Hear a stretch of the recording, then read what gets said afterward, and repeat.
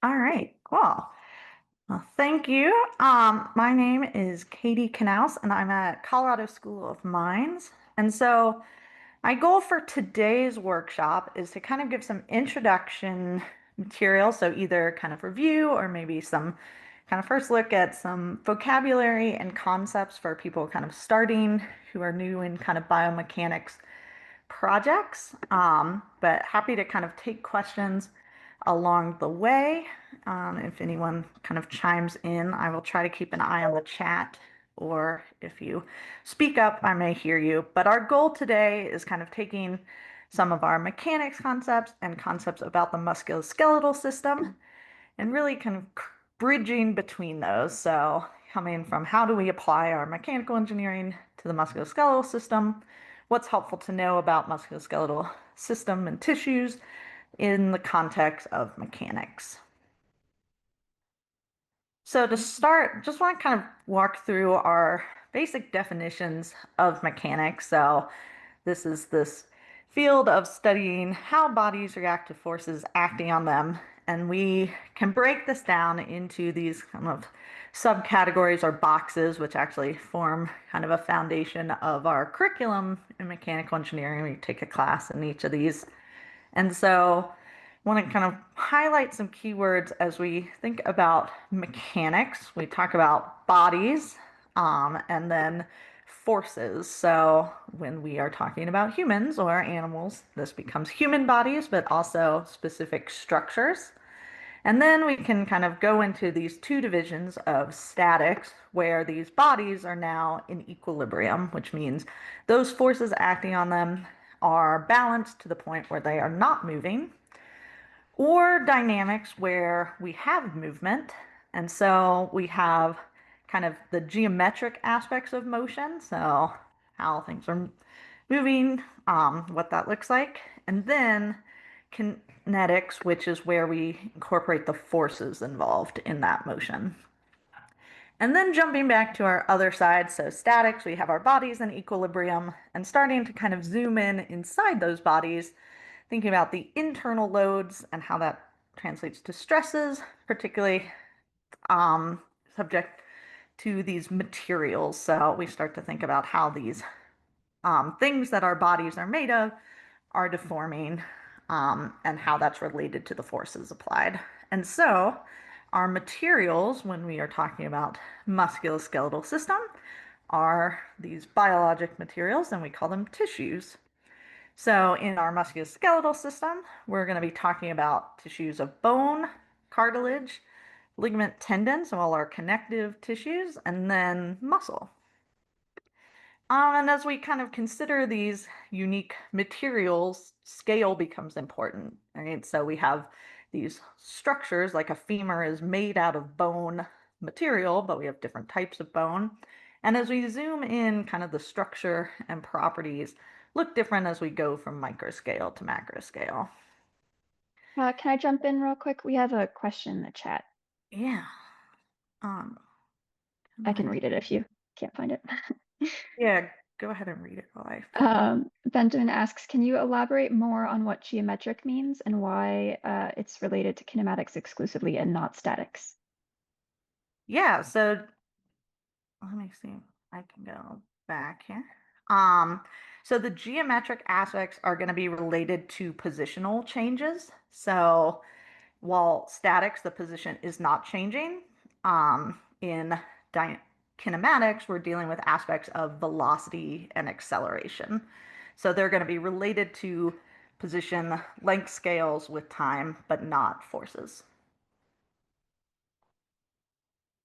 So statics, we still have those, but our velocity and acceleration are zero. So we are not solving problems related to those. Yep, so we have our materials. And so kind of coming back to dynamics, right? Our musculoskeletal system is comprised of these materials, but as this multi-body dynamic system. So yes, we have one body, and I'll give some context. I teach from kind of a human perspective, but certainly same principles apply to many species, but my slides in particular probably are more human leaning. But our human body, right, is made up of multiple bodies or segments, these kind of rigid bodies we may deal with in our statics and dynamics problems. Um, so we have these connected segments of our body, right? And we define the kind of position or posture, right, as we reorient these different segments related to each other. Right? We have some terms we can use these different plane definitions. We have some kind of specific terms we use that are helpful from an anatomy point of view. So rather than um, kind of X, Y, Z, sometimes we are describing things relative to positions in the body. So we use medial, lateral, anterior, posterior, terms like that to kind of orient how we're describing movement and position. Um, so both posture, motion related to those. And then joint function comes important here because joints are where our different segments are connected. And so a joint determines how two segments may interact with each other, both moving relative to each other and developing forces. And so our human body is subject to loads, right? We said mechanics is bodies and forces. So some loads kind of at a broad scope for the body. We have body weight, so the mass of the body react and gravity.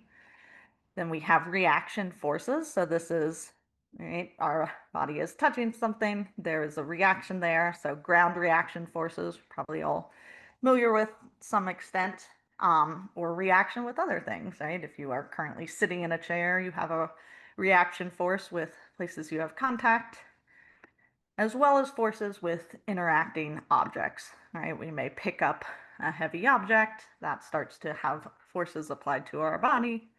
And many ways we interact with our environment that has forces involved. And so the balance of loads on the body is what determines movement or maybe lack of movement. So statics is when our loads are all in equilibrium, and so there is no movement. Our velocity, our acceleration are at zero. Where when loads become unbalanced, that's when we start to have dynamics. And so we've kind of talked about the body in general, but as we said, this is a multi-body system, or we can separate our body into these rigid segments, where kind of the movement of them relative to each other is more significant than maybe deformation that occurs within each segment. And so each segment is connected by joints. And so as we kind of start to reconsider our equilibrium and our dynamics, right, it's the loads acting on these individual body segments. Right? They're going to have their own center of mass and their own associated mass. And so we'll get these kind of internal loads of the body that are occurring at joints or at the junction between two different segments. And then our statics and dynamics is no longer just kind of external forces on the body, but starting to be this balance between segments as well. And so when we have kind of a static posture, this is really this equilibrium of each rigid segment, keep it in place. And so these segments are connected by joints, and we have lots of different joints in the body. And so these joints are defined by the musculoskeletal tissue structures involved in them, the shape and kind of what components of those structures are there. But from a mechanics point of view, we want to think about how these joints are going to determine articulation or movement, relative movement between our rigid body segments. And so kind of the things we think about is which plane might this allow motion in if we have two segments moving relative to each other. Degrees of freedom, so maybe how many planes we have these different motions at a joint. Right? We have different degrees of freedom in the hip really compared to the elbow. The range of motion, so even if a joint allows movement in a particular plane or direction, it may depending on the structures there, right, there's a limit to how far one segment can move relative to the other. And that looks different for different people too. So um, we classify these, right? We can talk about rotational degrees of freedom and translational degrees of freedom. So rotation is kind of um, movement about an axis. So a lot of our joints have different rotational degrees of freedom. And then translation is movement um, in space, so vertical, horizontal motion, right? And then these joints will determine what our reaction loads are. So by limiting degrees of freedom, just limiting motion, going to generate forces, those. So for example, if we look at the hip, a ball and socket joint, we're going to have this rotational movement. It has these 3 degrees of freedom, so rotation about X, Y, and Z.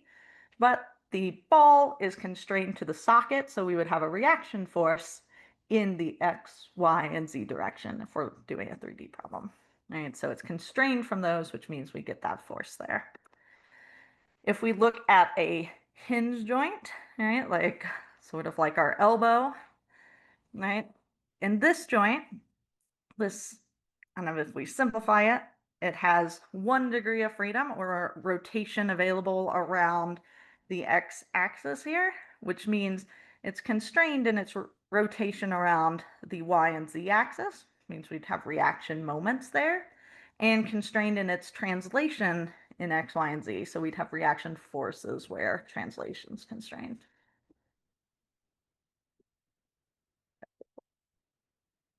All right. So we have our forces applied to the body, but particularly thinking about those musculoskeletal structures. Right? So starting with kind of our ground reaction forces that we've talked about, or our joint reaction forces. So we go between segments. But now thinking about the forces applied to specific structures, right? Like a bone contacting a bone, or there may be soft tissues in between, right? As we talk more about our cartilage or what our tendons and ligaments are involved in, as well as muscle forces become involved, right? So muscles are generating forces, can apply to the bones through tendons. So we have loading in our Achilles tendon as our calf muscles contract. We have loads applied to the bone in different directions. That'll determine if that bone and that segment of the body is moving or static equilibrium, if those forces are balanced.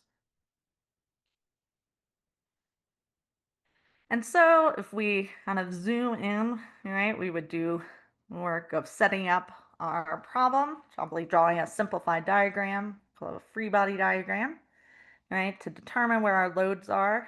A lot of times we'll do these as 2D problems. All right, so with this example, kind of simplified our arm here holding a weight. And we might have our external loads. We have the weight of the arm, the weight of the ball or whatever heavy thing is in the hand, right? And so with these external loads, we could find out what they would need to be in equilibrium so that this beam or this arm is not moving. But then we also can use that balance to figure out what the internal loads are. So we're going to cut right here at this line K, look inside here. So to balance this structure, we're going to have these internal loads that are occurring, right, as a result of what these external loads and where they're located. So normal force is going to be a force directed kind of perpendicular to our cut surface here, normal to it. Shear force is parallel to that cut surface. And then a moment is applied about it. So a moment is like a rotational force, right? So force directed around an axis. And so this is kind of a 2D representation of what those internal loads would look like if we kind of cut at an arbitrary section. And the magnitude of each of these loads would be related to the balance of the external loads. We can also look at this in 3 dimensions. So now instead of 2 forces in a moment, we have a force directed in each axis. So the normal force is still perpendicular to our surface, and then we have shear forces in both directions that are parallel or kind of within that surface. So it's our V1 and V2 here. And now instead of just the moment that is our 2D one, we have a moment about each axis. So the moment in our 2D problem is the moment about our axis kind of sticking out of the page. It's our M2 in this 3D picture. But we also have moments about our other two axes. So our vertical axis and then our axis that's our longitudinal axis to our kind of normal to our cut surface here. And so from these internal loads, right, the stresses that will occur are going to depend on the type of loading. So we have these different types of loading to deal with that are going to relate to these different forms. So kind of looking back at our cut surface here and our 3D internal loads, those different moments or forces that are internal are related to each of these different types of loading. So tension and compression is when we have that normal force, so load internally that is directed perpendicular to our cut surface here. And then shear is again based on force that is in the plane of our cut or parallel to it in either our Z or X direction in this picture. And so bending occurs from a moment. This is the same moment that we saw in our 2D option, right? But in here, 3D, we can have bending moments in either about the x-axis or about the z-axis. And then our final one, torsion. So this is kind of twisting our entire shape along its length, right? So that's the moment about the longitudinal axis or the y-axis here.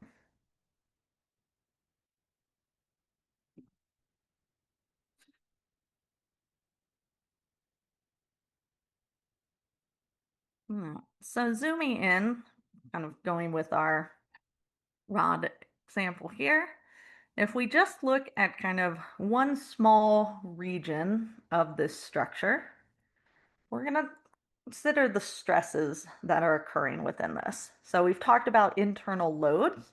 And so what stress is when we have a force that's distributed over an area. So we've taken those internal loads, but now we're considering specific area and how that force is distributed there. So we can have two types of stress we'll talk about, a normal stress and a shear stress. And so we look at kind of, we've selected this section and we get this little 3D block and can consider the stresses occurring in it as a function of those loads, those internal loads we just discussed. So we have stress in X, Y, Z. So we're going to have normal stress. So again, normal is directed perpendicular to our surfaces here. And then shear is in the direction, in the plane, so parallel here. And so we can have shear in both directions within our plane. So for each surface, we have a normal stress component and two shear stress components. And so this is our general state of stress. So still describing 3 dimensions. But often it's kind of convenient for most of what we're doing to think about plane stresses. Usually we have primary direction, we care about stress. And so if we kind of take our little box here and just consider a 2-dimensional plane. So we're going to ignore everything happening on kind of the top and bottom of the box and direct it in those in our kind of Z direction here. So just our XY directions are represented. We can now simplify this to a 2D problem. So this is what it looks like in 3D, but typically we draw this in this 2-dimensional view. So we have our shear stresses and normal stresses for our 2-dimensional plane. And so that's what you can kind of see in our little box drawn on our rod here. And so the will have some combination of normal stress and shear stress depending on what our loading conditions are. So let's look back at our different types of loading we talked about before and think about our little general stress state here. So in this case, let's consider our y-axis kind of oriented. So up the page, or this would be the longitudinal axis of our little unloaded tissue here.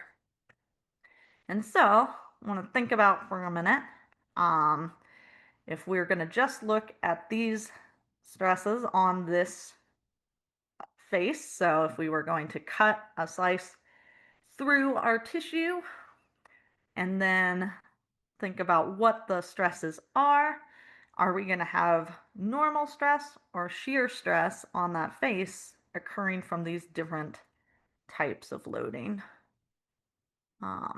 So maybe for folks in rooms can kind of chat with each other. I might be able to see if then. So we'll take just a sec and think about that, and then we'll go through it.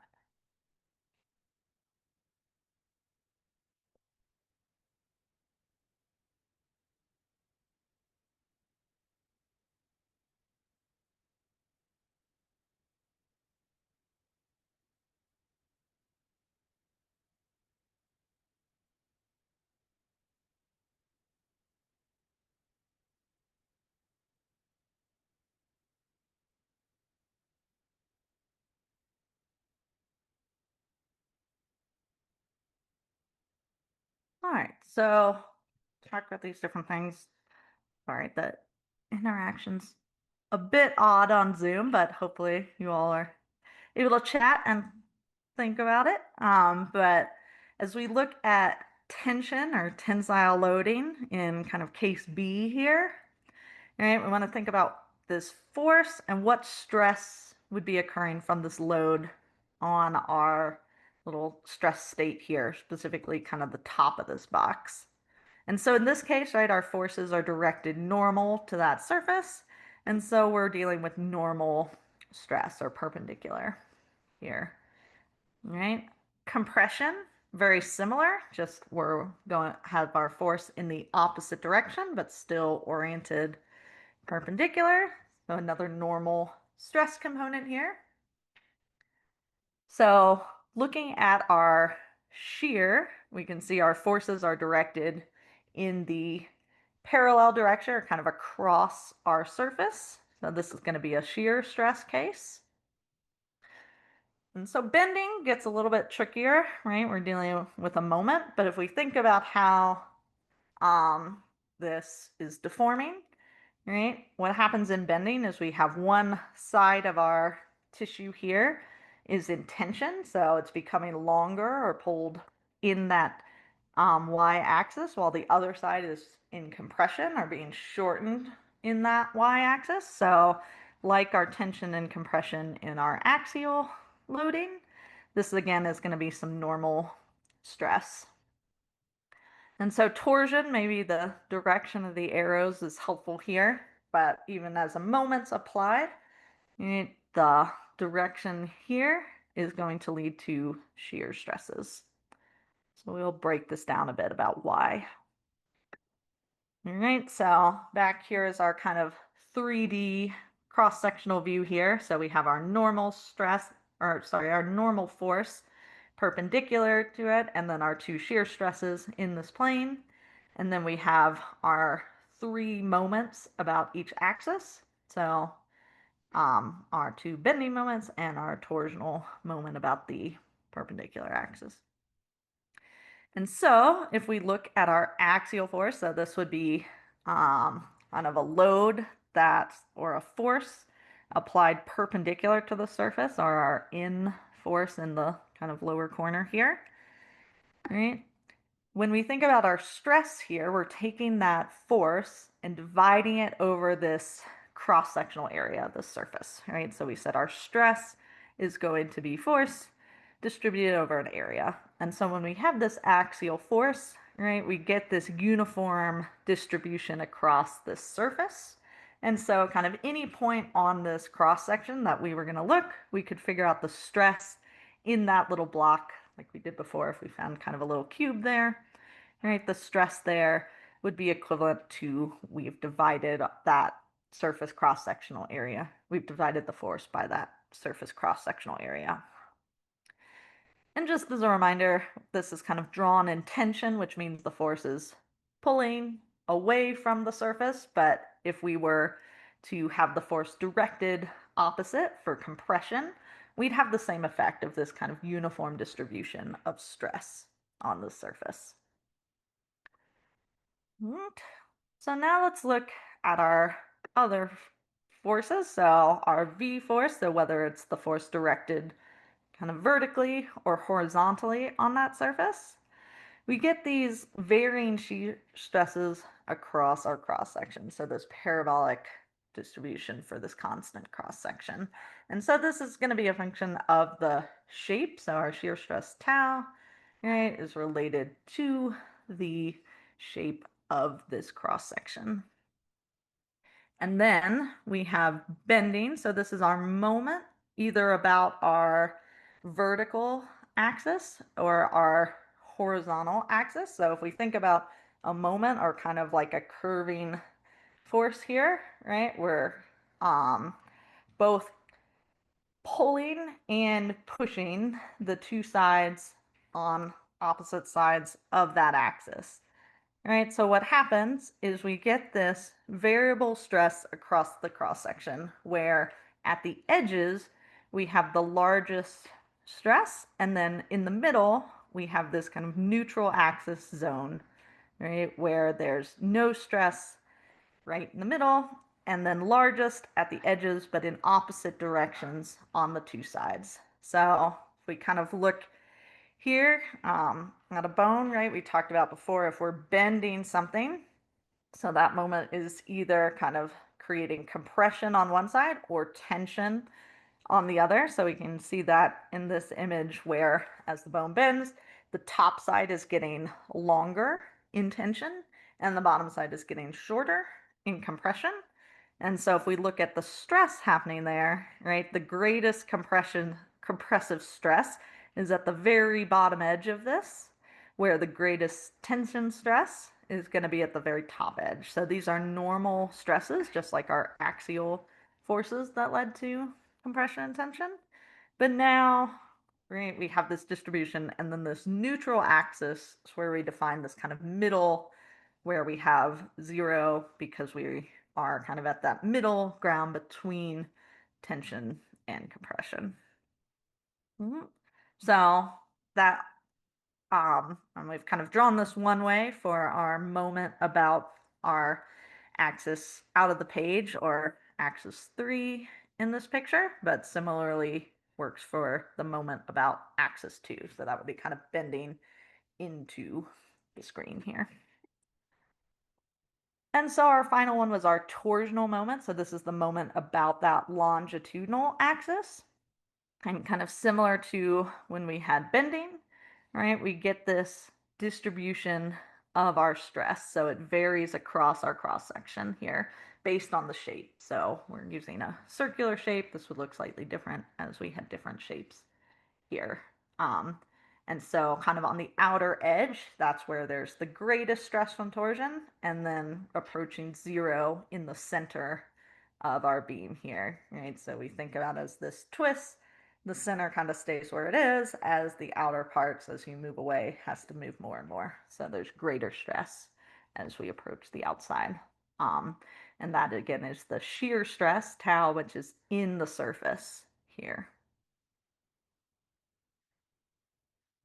And so we describe this relationship between stress and then strain, or describing our deformation, with material properties. So maybe we've seen a graph that looks sort of like this, where we have stress on the y-axis and then strain on the x-axis here. So stress, we said, is our force distributed over an area, and then strain, we're describing our deformation or our change in shape. So typically this is a change, if we're looking at tension in this case, right, as our shape becomes longer here relative to its original length. So that's why we have strain as a percentage here. So it's normalized by its original length rather than just the absolute units of length change.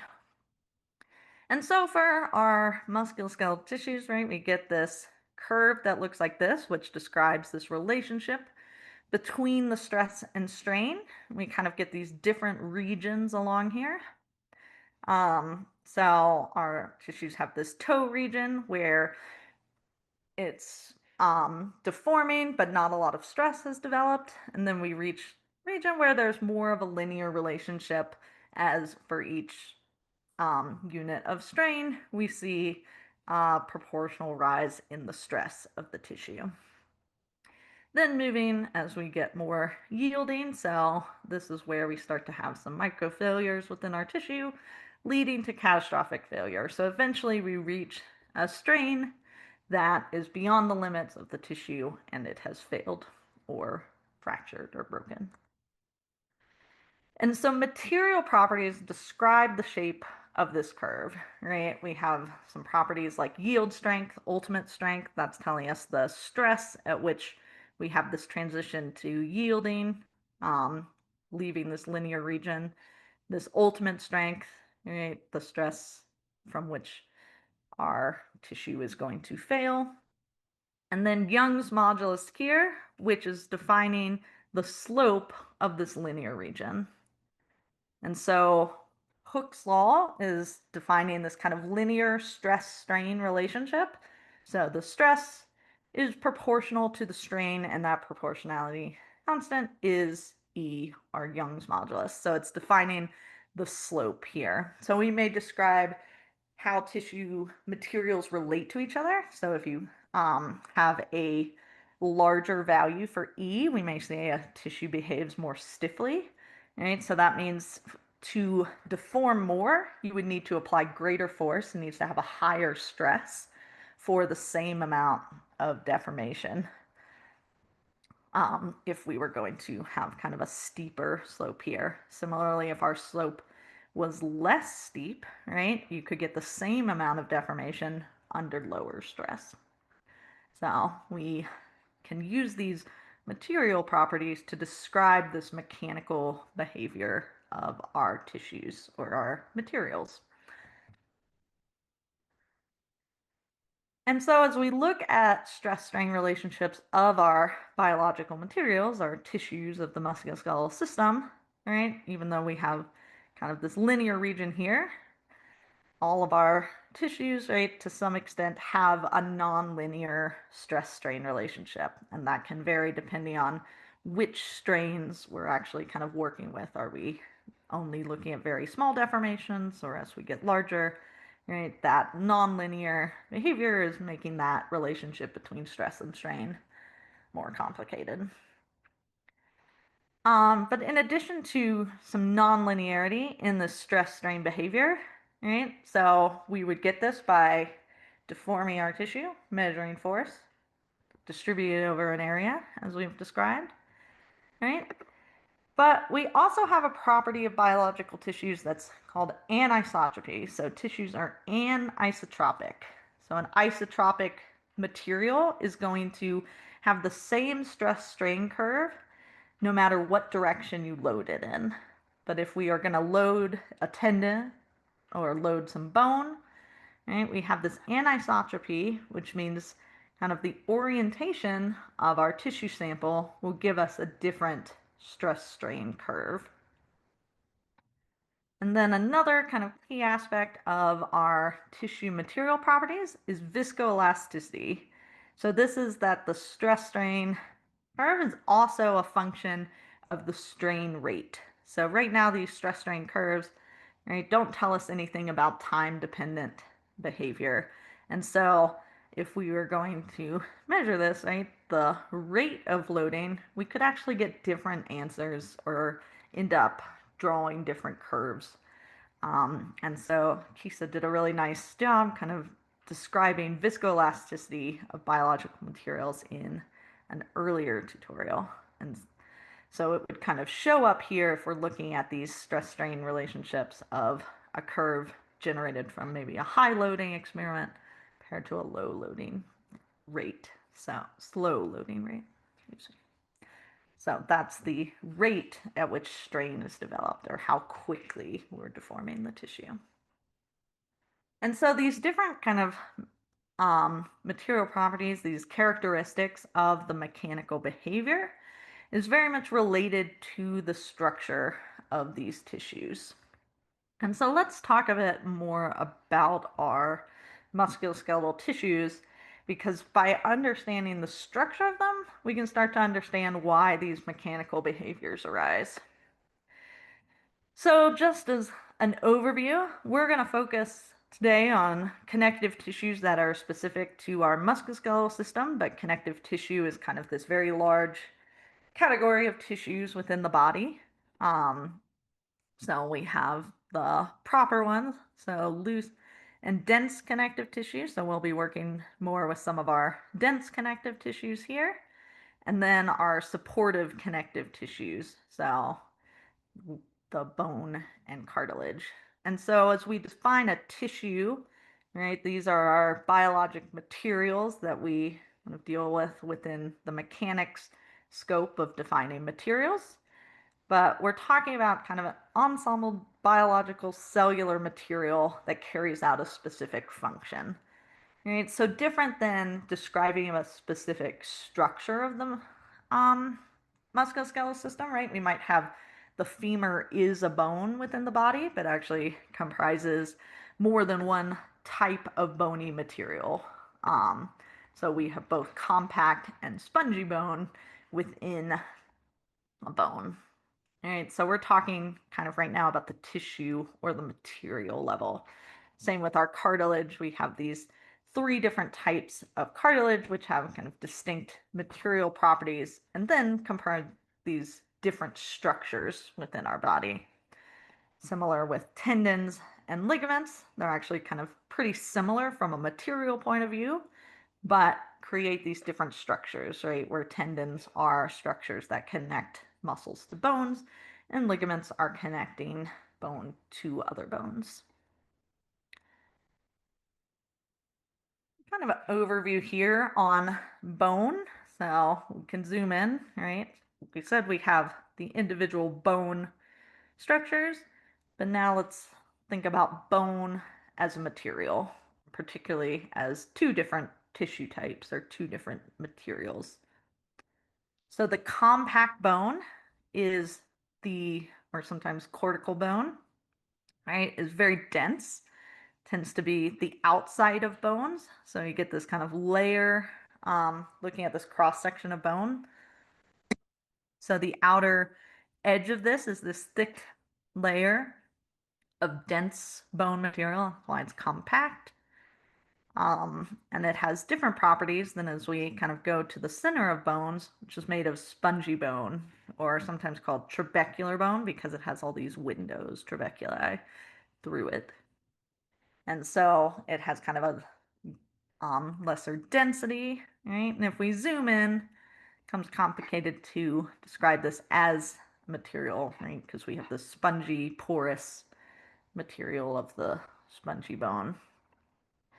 And so if we kind of look at the makeup of this, the bone is made up of these osteons. So we get these layers here of the lamellae. So this is like dense collagen fibers with mineral content. And we kind of form these rings, concentric rings that house the artery, veins, nerves that run through our bones. Right? And so it forms these ring-like structures.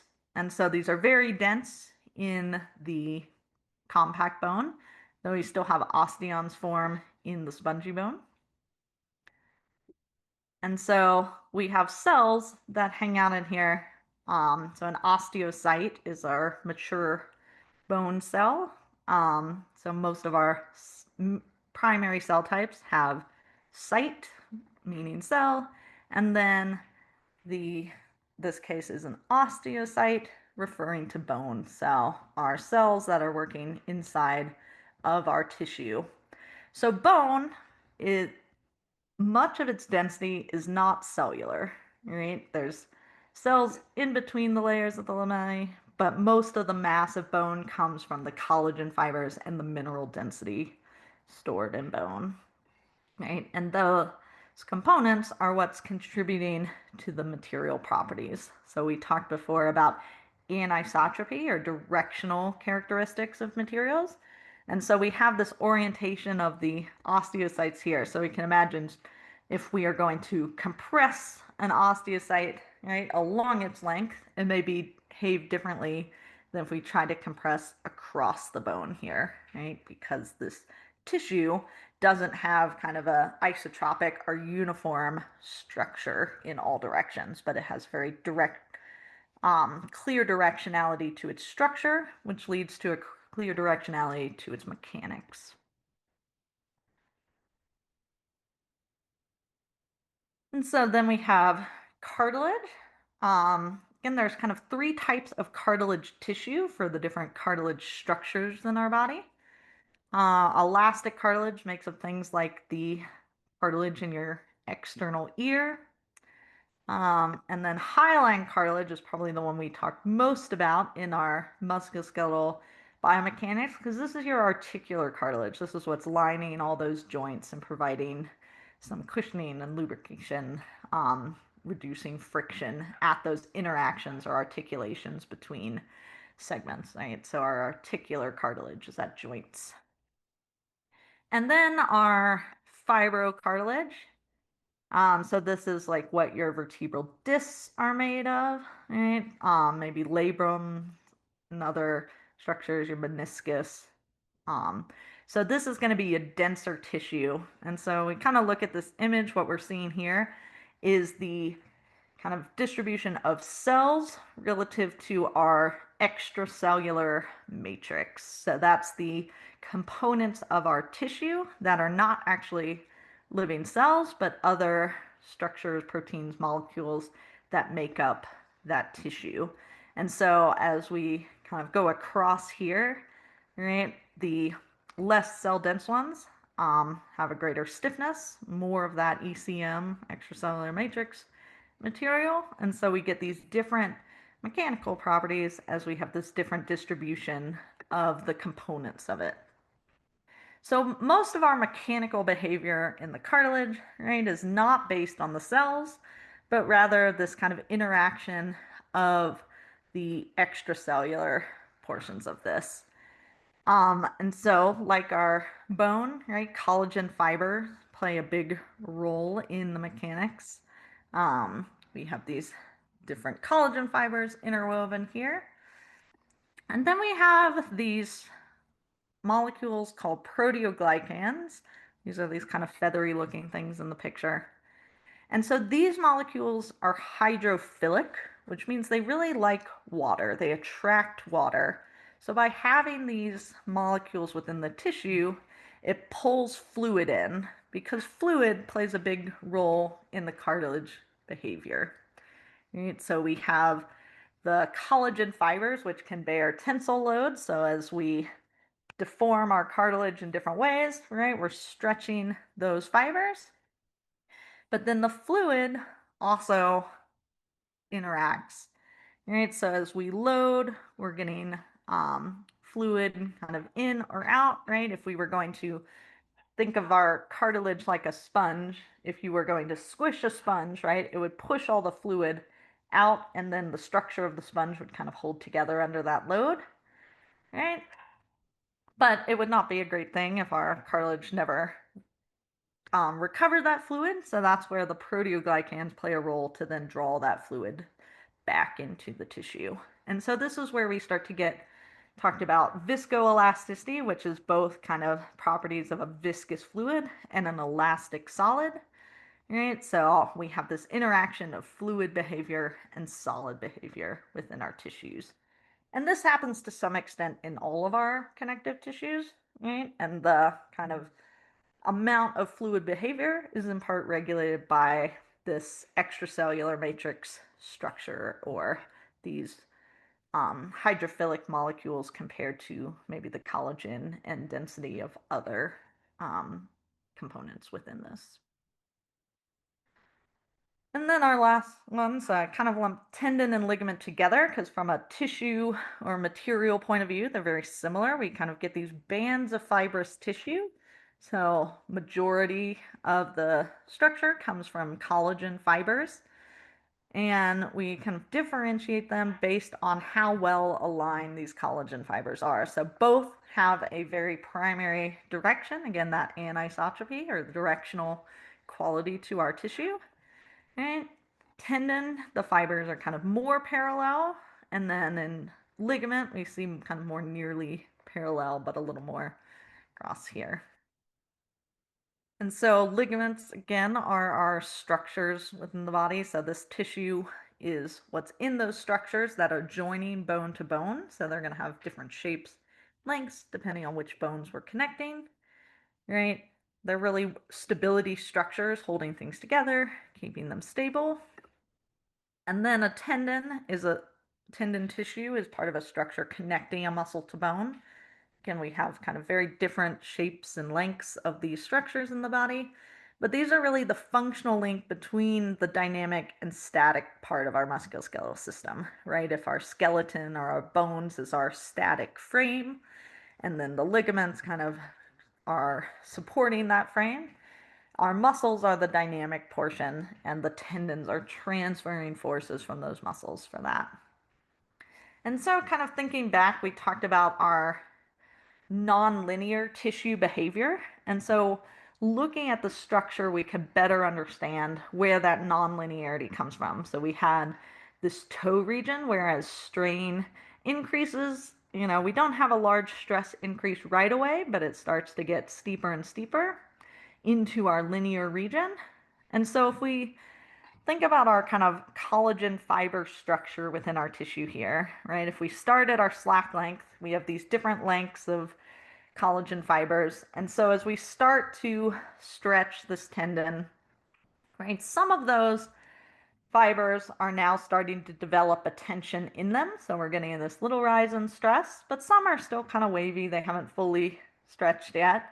And so as more of those are kind of stretched to their tension length, they're adding more and more tension, so stress to our tissue, right? Until we reach this point where we switch to this linear elastic region. So if we kind of see in our picture, right, we don't have any of those like longer untensioned fibers going on. So at this point, every fiber is bearing a load and each contributing to that rise in stress with each increment of strain, right? So we get this proportional relationship between lengthening and force.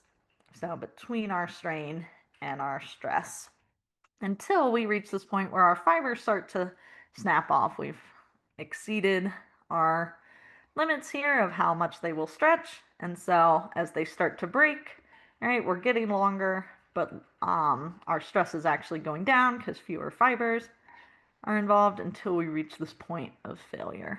So we can better understand this curve from our collagen structure.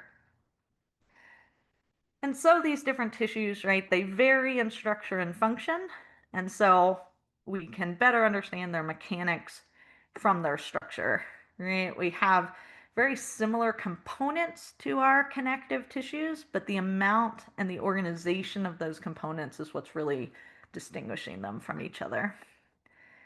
So, right, the cell density. So again, the cells are not the big workers as far as mechanics and load bearing in these tissues. Right? Think of them more as maintenance workers because they respond to load and help in adaptation and remodeling of these.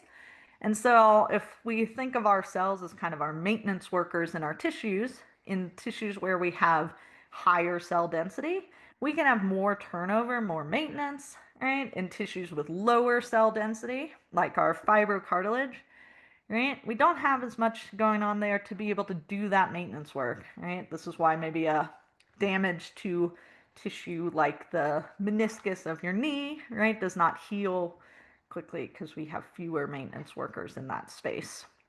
Right? So the cells are not really doing the mechanical work. but the maintenance work of the mechanical structures. Similarly, we have vascularization, so blood vessels that kind of go through all these tissues, and this will differ for different tissues. And again, this is kind of, if we think about availability of supply delivery to our cells and our tissues, right? If we have more blood vessels in a tissue, we can bring more supplies to that space, versus if we have low vasculature, we are having less of that supply chain. But again, not as much involved in the mechanical behavior of the tissue.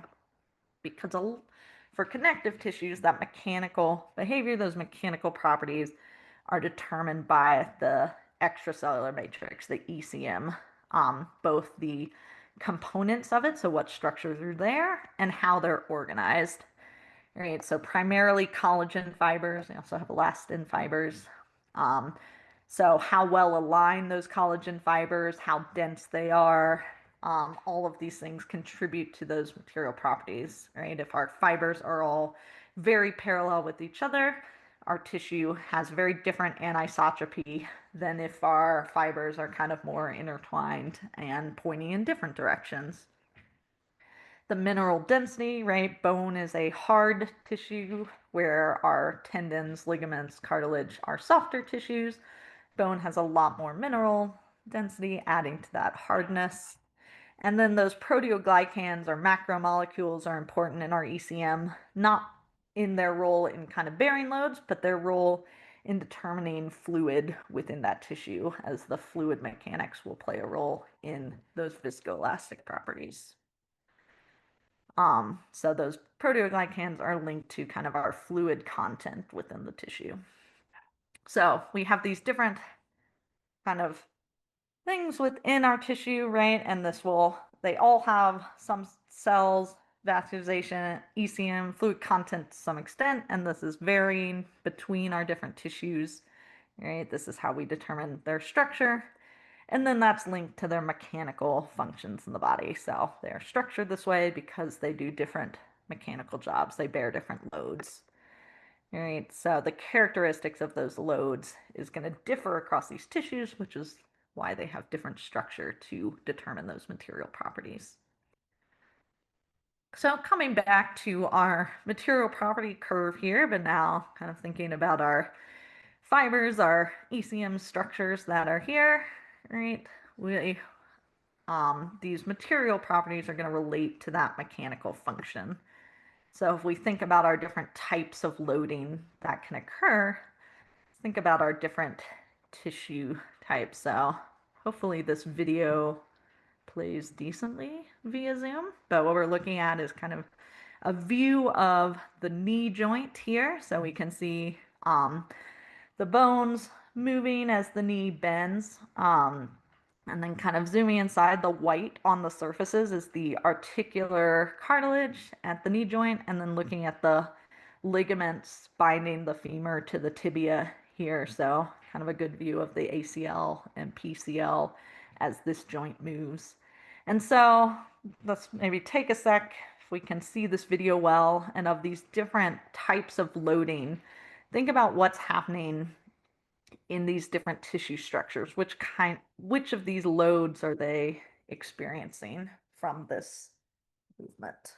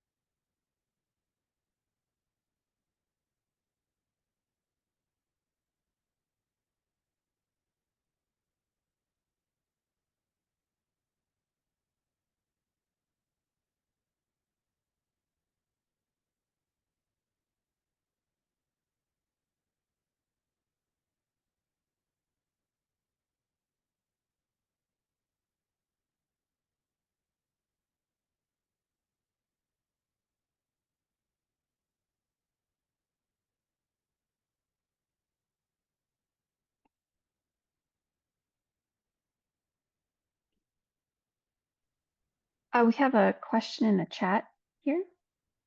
Oh, okay, I can see it. So Hannah asked, how do we best identify stress strain curves?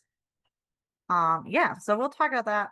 Yeah, get to that in just a second of how, so we have this nice curve here, right? But how do we actually know what this curve looks like? Um, that's a great question. So I'll pause, but I will get to it in a sec and then we can circle back if we've answered it. Um, and so how do we identify these stresses before failure is reached to prevent injury is also an excellent question. And one I think many people continue to work to identify. So from better understanding the stress strain relationships and the dynamics, the conditions, right, of these forces. So we're kind of doing a very simplified view today, but thinking about can we use our tools, right? So beyond just kind of hand math to solve internal loads, this is where we use computer simulations to be able to estimate these forces acting on bodies and then translate that to our internal forces and loads to understand that. But before I kind of get into how we know about these properties, part of it comes from understanding what loads are occurring if we're thinking about tissues in vivo, because that will help us understand where we might want to, what conditions we might want to measure these in. And so kind of here, we hopefully you've chatted about it with each other. So maybe thinking about tension here, we can kind of see tension occurring in these ligaments. So as the knee moves, they become stretched or elongated. We have compression occurring as these bones push together. We're compressing those articular cartilage structures on the surface, but also shearing, right? As they kind of slide past each other, generate some forces there. Just looking at the structure of these ligaments, we might even have some kind of torsion happening, depending on the view we're looking at, right? So not only stretching, but some twisting about the long axis of those that's occurring. Maybe less bending occurring in this, but if we kind of zoomed out and thought about loads acting all the way across our bone, right, we can have bending occurring on our bone here. And so, right, I will carry on to answer Hannah's question of how do we actually know what these material properties look like? And so even though we think about these properties related to tissue structure, right, and that can help us explain, we actually characterize these empirically based on observation. So we can use the tissue structure to explain, better understand why they behave this way. But we are observing this behavior, right? This relationship between stress and strain, right? And quantifying this. So we've had some other workshops before this about mathematical models defining these empirical relationships. But we do this through experiments. So particularly tissue mechanics experiments, right? Something like a mechanical tester. Maybe some of you are working with like an instron in labs. So on this device, we're applying a uniaxial tension. So we have a force gauge, so we can measure the load, and then grips holding our tissue. So we're measuring how much it's deforming, right? And then can generate those stress strain curves. And we could do this different ways. So in this picture here, this is the teletendon. So we could have a section of tissue cut that's either along the fiber direction. So we'd be, if we put this in our instron and are stretching it, right, we're stretching in the longitudinal direction versus if we cut a section kind of across the fibers, we'd stretch it the other way and we get very different results there. And these approaches, typically we're using ex vivo tissue, right? We have an animal that is already deceased or a human cadaver, maybe that we're doing this testing on, right? We're removing the tissue from its kind of native state to be able to do this testing. Now, sometimes we do mechanical testing that may be more of what we call an in situ test, or kind of the tissue is still in its place. So, kind of thinking back to our knee video, could we set up a knee that has ligaments still intact, and maybe through like a robotic 6 degree of freedom manipulator be able to apply loads that are more physiologic, these kind of combined loads like we were looking at in the knee, where it was not just tension but maybe a tension and a torsion, right? Start to generate these that kind of ultimately, to create these curves of stress and strain, we need a measurement of the deformation. And then to get strain from that, we have the original shape, or if we're stretching something, right, the original length that we're normalizing by. Um, Similarly, for stress, we can have gauges to measure force, but we do have to have measurements of cross-sectional areas, right? A way to estimate that force as a stress, which comes with different amounts of assumptions and difficulties, kind of depending on the case that we're working with, right? How non-uniform a structure is, how difficult it is to get a direct measurement. And so, right, we've talked about tissue material properties, and these arise from that kind of underlying microstructure. Right? So even though we measure these empirically, we can use these structural characteristics to kind of explain this response we observe between stress and strain. And we need this normalization to sample size, right, to go from a elongation to a strain, from a force to a stress. And that's because if we kind of look at the mechanics of a connective tissue structure, right, if we were going to take the full ACL, right, the um, larger macro structure of that of the ACL plays a role as well as its material properties. So sometimes we'll describe the mechanical properties of tissue structure. So rather than just ligament tissue, right, we're talking about a specific ligament than the body. So this is going to depend on that morphology, so the shape or geometry of it, in addition to the material properties of the tissue type. So the ACL, we might just have ligament tissue, but if we were talking about the mechanical properties of the femur, right, we have both the compact and spongy bone involved in that. And so, kind of for example, if we were going to look at the ACL, right, if we, in this case, our graph is now elongation. So we have absolute units of length change on the x-axis, and then absolute units of force on the y-axis. And so if our tendon or our ligament was longer in the first place, so say we had an ACL that was length L versus one that was 2L, if it had the same underlying material properties and we applied a certain amount of force to it, we would have twice the stretch in that longer ligament with the same force, right? Which would equate to a smaller slope in our force elongation curve. So a longer ligament is less stiff mechanically, even if it has the same underlying material properties if we were to normalize by the original length and the cross-sectional area. Similarly, if we had a ligament that had a larger cross-sectional area, so again, we have absolute units of length and force on our x and y axes here, and we have two ligaments, one that has cross-sectional area of A, and then one that's 2A, so a ligament that's kind of twice as thick around. We're going to see that we would need kind of twice the force to elongate this thicker ligament the same amount.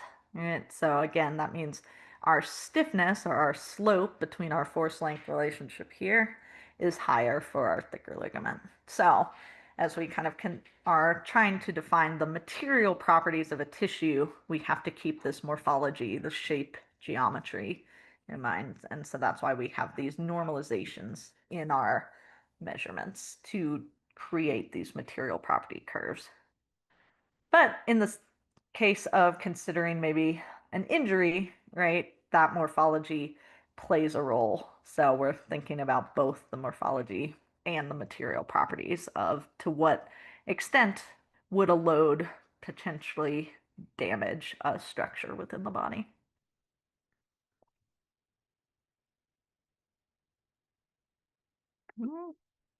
So, kind of summing up our connective tissue here, all right? So, just trying to connect our structure to function, right? We have these natural materials, they have material properties. They also, as we kind of look at beyond just the tissue level, we have these specific structures in the body, right? Specific bones, specific ligaments, tendons, right? So, that's related to their mechanical properties.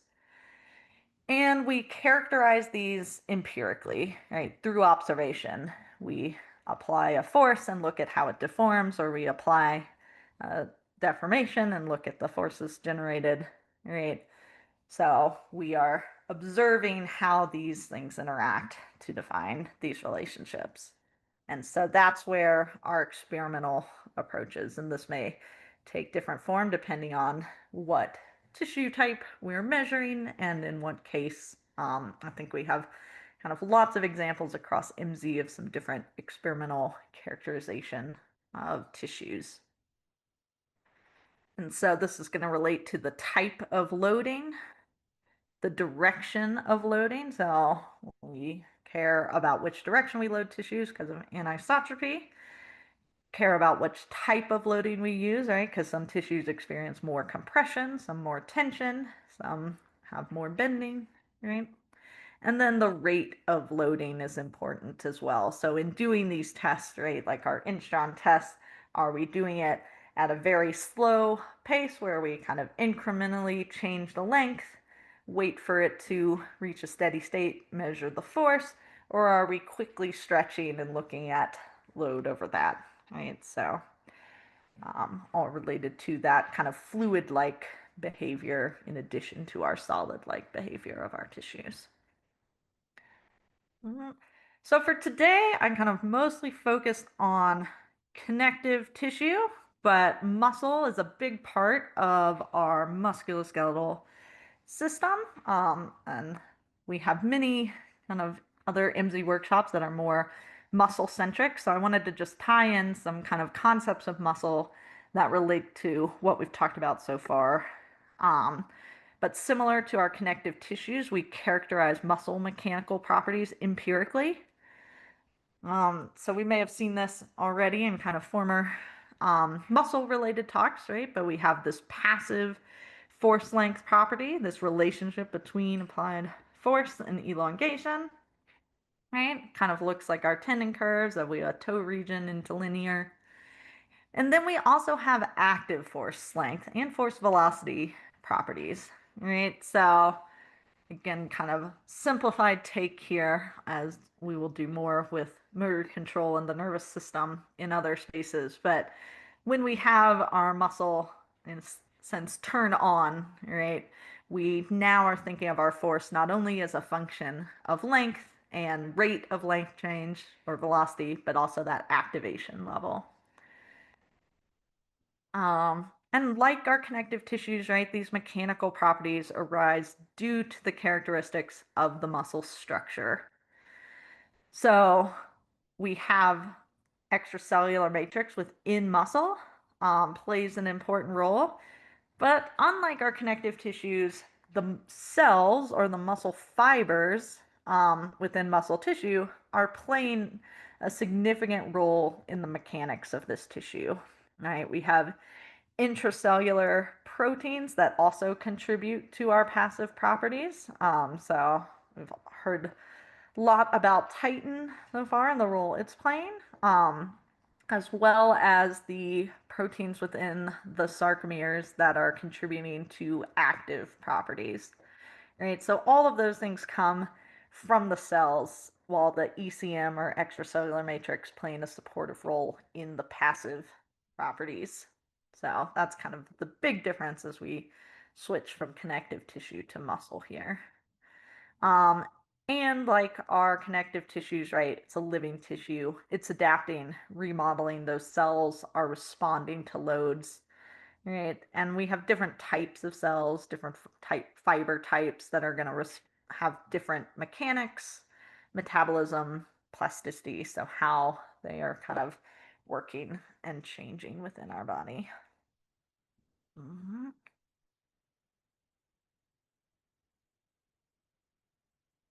So, I don't know here as we have our active and passive properties of muscle, right? We empirically characterize these, and we have some cool examples going into this, right? And I think have other talks that are more muscle centric. Um, but we have these kind of active and passive occurring together, right? So if we are actually measuring muscle force length, we can't isolate the active from the passive once we're at lengths long enough that we're going to have passive properties. And so if we were going to consider a muscle that we're measuring at these different lengths, right, at length A, our short length here, right, if our muscle's passive, wouldn't be measuring any force in this kind of uniaxial tension setup. But if we were to activate this, maybe we have a vitro setup where we could electrically or through calcium stimulate this muscle. Right, we could measure the active here, and we would get a point on that active curve specifically. Right, and if we go to B, where we're right at our slack length, so this is the length right where the passive muscle would begin to generate tension. If we were to activate it, it'd be pretty close to that peak active force here if we're fully active. But then if we go to this length C, where we stretched out our muscle, so first we'd measure a passive force now that we've applied a tension to our muscle. And so if we were trying to then activate this muscle, right, we wouldn't actually get this dot on the green line because we already have this passive tension. So we get this additive effect or this total curve. So while we kind of understand the passive and active properties coming from different portions of our muscle, they do come together. And so as we empirically characterize these properties through observation, then we have both of those occurring at once. So I'm going to wrap up here kind of for questions, um, but this was kind of a scratch the surface of a lot of things in mechanics and musculoskeletal biomechanics and anatomy. So I put together just some references I have used if anyone is interested and wants to find books for that. Um, just to, this is something you're working with or want more background to be able to dive into. That was, yeah, so happy if we have questions or things want to talk about. I also have the sign in feedback sheets. Okay, when counting the degrees of freedom, it's the shape of the bone the only factor considered, or is actual movement also taken into account? Um, okay,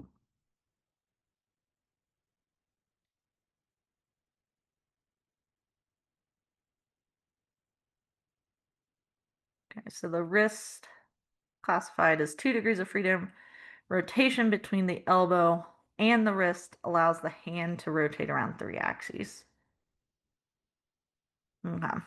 Um, so you know, feel free to chime in if I'm not getting your question quite right. But I think so as we describe degrees of freedom of a joint, the so the shape of the bone or the two bones that are interacting is going to play a role in the limits there, as well as the supportive structure, so the ligaments involved there. There's also kind of connective tissue capsules that limit the degrees of freedom, right? So each joint would start with 6, and we limit those to not have the joint fall apart. Um, And so the movement at that particular joint might be defined. So in this case of the wrist, right, kind of 2 degrees of freedom. We have like left right translation and rotation this direction, right? So the wrist becomes complicated, right? Because we actually have multiple bones involved. So I think the question here is like, is it count as the degree of freedom of the wrist to also consider the like pronation, supination that happens in the forearm from the elbow? Um, so it kind of depends on how we're defining the joint. So if we define a joint as between two specific segments, right? That might be between two bones or two larger segments. So I think in the case you're talking about, the wrist is still 2 degrees of freedom, but we also have different degrees of freedom at the elbow to consider. That's going to affect the overall posture of the body.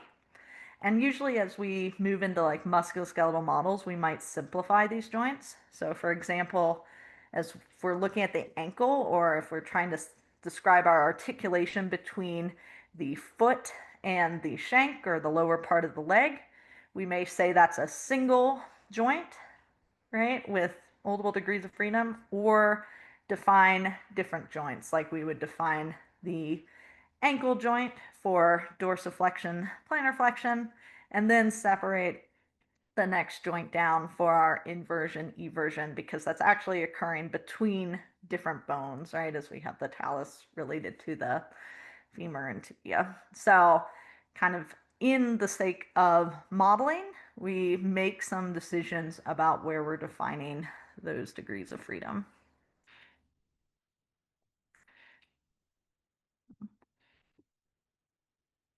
Can you tell us about some areas of research in this field that are like particularly exciting for you as you're working in this area? Yeah, so we this is kind of our like intro level here, but I've been doing some work specifically with characterizing like multi-axial behavior of skeletal muscle. So passive muscle properties, we have some information about kind of axial or along fiber muscle properties, but in my lab, we've been looking more into not only loading in the along fiber direction, but in the cross fiber direction, and actually how those mechanical relationships differ if you have combined loading. So I did an experiment using biaxial loading, where rather than just loading along the muscle axis or the cross muscle axis, we have loads in both directions simultaneously and can vary the amount of loading in each direction. And so this lets us look at kind of these more complicated loading cases and how the tissue would behave in vivo, where we have muscle has a pronation angle. And so the loads that may be experienced are not necessarily always aligned with the fiber direction, but some combination of kind of on and off axis loading, as well as in addition to muscle force along the MTU length, we have compressive forces from other muscles, right, as we have bulging and interaction. So trying to better understand not only how tissue behaves under one uniaxial load, but in different loading cases. And so while we talked about material properties kind of generally, right, and how they're related to the underlying structure, the structure of tissue can vary, like in different disease conditions, like if we have muscular dystrophies or aging, we see differences in our tissue microstructure. For example, with aging, we see maybe more extracellular material or more fat infiltration in our muscles, which affects those passive mechanical properties. And so, kind of through these efforts to characterize that, better understanding how that'll affect dynamic function in vivo, if we have kind of different muscle material that we're working with. Because, like you said, that passive properties add on to those active properties. So, if we're thinking about how people are using their muscles to move, the mechanics become complicated as we kind of change our underlying material. So that's where a lot of work in my lab And then a little bit kind of on the tendon side too, with thinking about tendon structure and material.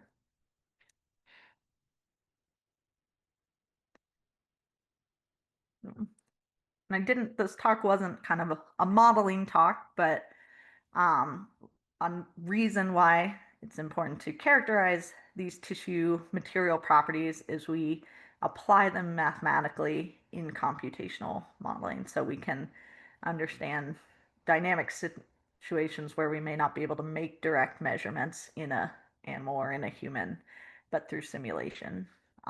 But it means we need kind of high fidelity measurements of tissues to be able to mathematically model the behavior of those tissues in a simulation framework.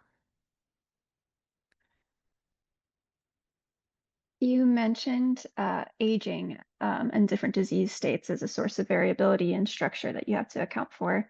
Are there any other kinds of sources of variability that you try to account for in the structure of the materials?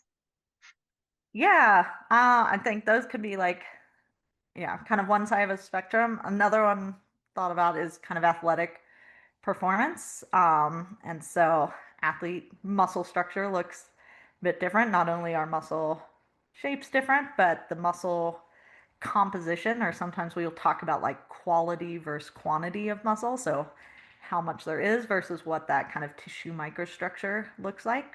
Because hypertrophy occurs through the muscle fibers actually increasing in size. So those cells are getting larger in cross section. And so, kind of zooming into the muscle fiber and the ECM within the muscle, it looks different in a highly trained athlete than a um, even a healthy but maybe just kind of recreationally active person. And so I think what we don't know very well at this stage is how different the kind of mechanical properties are, even in like kind of those other ends of muscle function.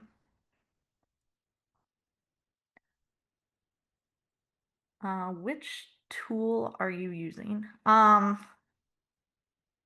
guess I'm not quite sure. This question, is this a tool about like which type of mechanical testing or modeling? Oh, computational modeling. Okay.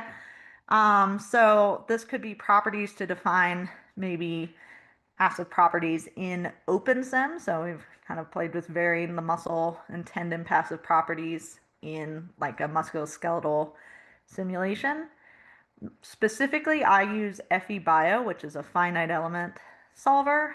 So this is kind of 3D computational modeling of th these structures, so specific muscles and tendons. FEBio is an open source FE solver, kind of specific to biological materials, but also have used like SolidWorks simulation is probably a standard one a lot of engineering students use. I know we use it here at Mines, but is less set up for kind of mathematical representation of specifically these tissues and programming these tissue, call them constitutive models, which is kind of the mathematical definition of these complex properties.